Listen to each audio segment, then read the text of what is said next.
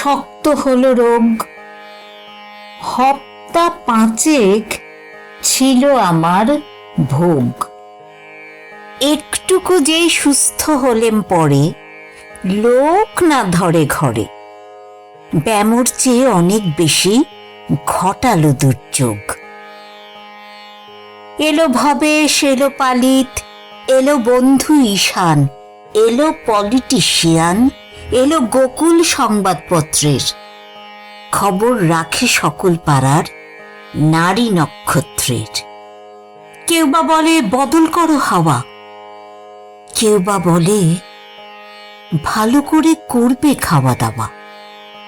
কেউ বা বলে মহেন্দ্র ডাক্তার, এই ব্যামোতে তার মতো কেউ ওস্তাদ নেই আর। দেয়াল ঘেঁষে ওই যে সবার পাছে সতীশ বসে আছে। থাকে সে এই পাড়ায়, চুলগুলো তার ঊর্ধ্বে তোলা 5 আঙ্গুলের নাড়ায়। চোখে চশমা আটা, এক কোণে তার ফেটে গেছে বাঁয়ের পরকলাটা। গলার বোতাম খোলা, প্রশান্ত তার চাউনি, ভাবে ভোলা। সর্বদা তার হাতে থাকে বাঁধানো এক খাতা। হঠাৎ খুলে পাতা, লুকিয়ে লুকিয়ে কি যে লেখে, হয়তো বা সে কবি কিংবা আঁকে ছবি। নবীন আমায় শোনায় কানে কানে, ওই ছেলেটার গোপন খবর নিশ্চিত সে জানে। যাকে বলে স্পাই, সন্দেহ তার নাই। আমি বলি হবেও বা। ভক্তি সম নিরীহ ওই মুখে খাতার কোণে রিপোর্ট করার খোরাক নিচ্ছে টুকে। ও মানুষটা সত্যি যদি তেমনি হেয় হয়, ঘৃণা করব, কেন করব ভয়।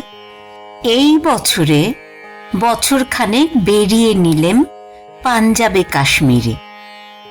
এলেন যখন ফিরে, এলো গণেশ, পল্টু এলো, এলো নবীন পাল, এলো মাখনলাল।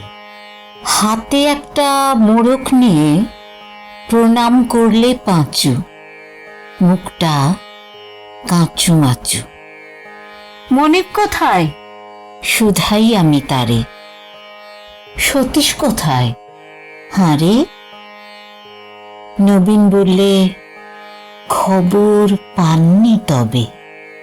দিন 15 হবে উপোস করে মারা গেল সোনার টুকরো ছেলে।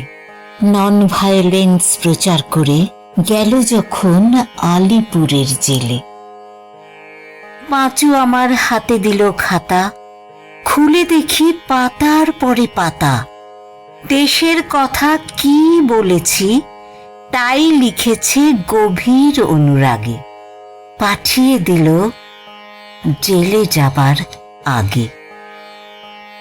আজকে বসে বসে ভাবি, মুখের কথাগুলো ঝরা পাতার মতোই তারা ধুলোয় হতো ধুলো।